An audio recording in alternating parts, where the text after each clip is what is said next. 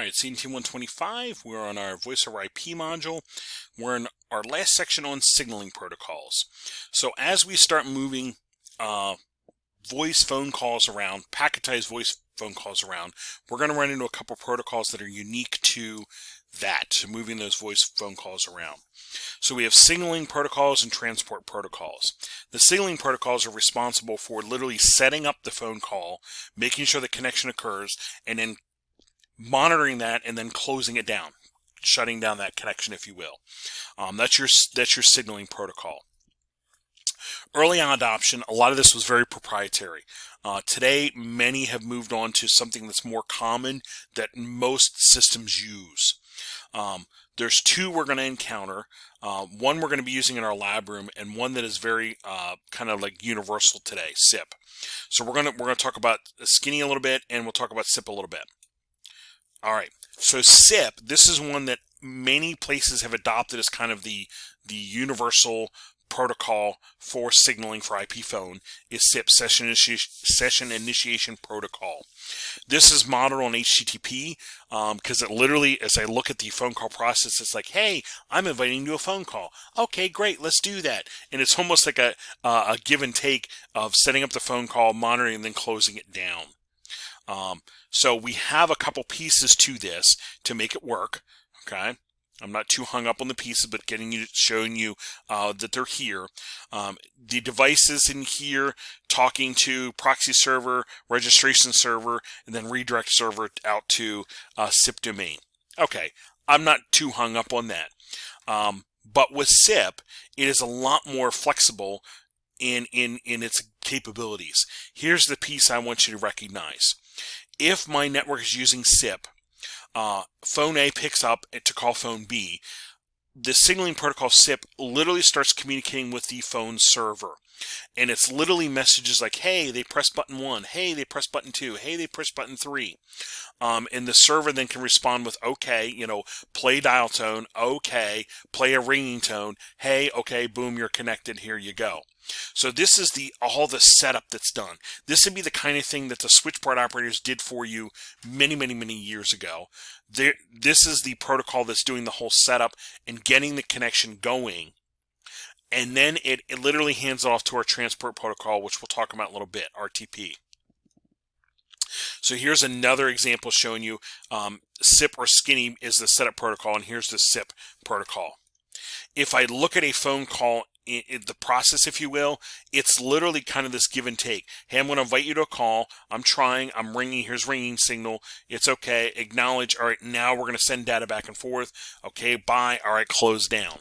It's almost a give and take, almost like looking at a TCP three-way handshake kind of thing. That's almost what you're seeing. The other one, this is the one we're actually going to see in our lab room. It's a proprietary Cisco protocol called Skinny. Since we're going to be using Cisco routers and Cisco phones, this is the one we're going to end up seeing. So let's at least recognize that this is our setup protocol that we're going to end up seeing. So when we Wireshark on our network, instead of seeing SIP, we're going to see Skinny, SCCP. This would be the one that says, hey, you pressed a button. Hey, you're connected to this guy. Play ringing pattern. Hey, they've connected. Okay, this is the signaling protocol that we'll see when we're looking at our network. This is your skinny protocol. Literally the phone talking to the server, server talking to the other phone, and then once it connects, it's like, okay, I'm going to hand you off. And it's going to hand you off to your transport protocol. So our transport protocols, these are the ones that actually carry the voice data, the voice payload, if you will. This is the one actually carrying the voice packets. The main one we run across, we'll look at in a second, uses, instead of using TCP, TCP is your connection-oriented delivering, guaranteed delivery. That has too much overhead for this. What is now typically used is UDP, because UDP has just enough header on to get it there, and it's like, go, go, go, go, go. Don't delay the packets. Don't delay those packets, those segments, if you will. So my transport layer protocol is typically going to be real-time transport protocol. And this is actually operating at the application layer because UDP is getting used at the transport layer. So we'll see RTP at the application layer. We'll see, I'm backing up here, UDP at the transport layer. And then we'll see IP and Ethernet. That's what we're going to end up seeing. So my my protocol that's actually going to carry the voice packets is this RTP.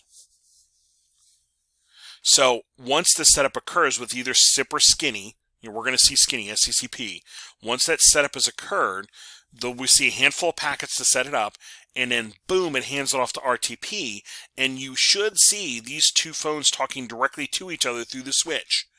Those two phones talking directly to each other with RTP. Now we're going to see thousands upon thousands of RTP, chunks of RTP for that phone call moving back and forth. Because there'll be packets going one way for one person talking, packets going back the other way for the other person talking. So we're going to see thousands of these, and then when we go to hang up, we'll see Skinny or SIP kick in again to say, okay, we're done, okay, close, okay, close down the session. So we'll see a couple to set up, Skinny or SIP to set up. We'll see thousands of RTP for the voice call, and then we'll see a couple at the end again to close it down. And that is the protocols we should end up seeing with our IP phone calls. So as we do our IP phone network, at one point we're going to set up our switch to send us copies of the packets so we can Wireshark them. We're going to do what's called port mirroring to do that. There's one last protocol you might run across. This is not mandatory on IP phone networks, but I might run across real-time transport control protocol.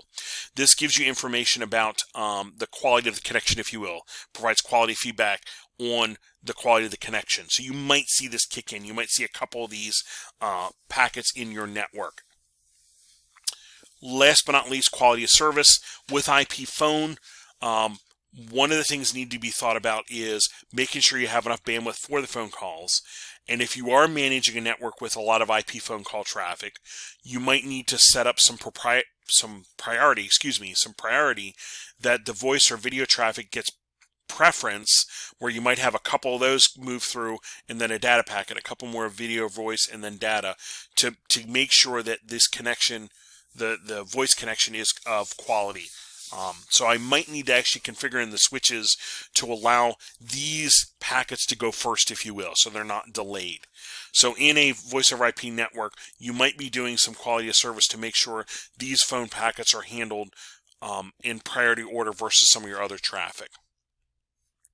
And there is our voice over IP module.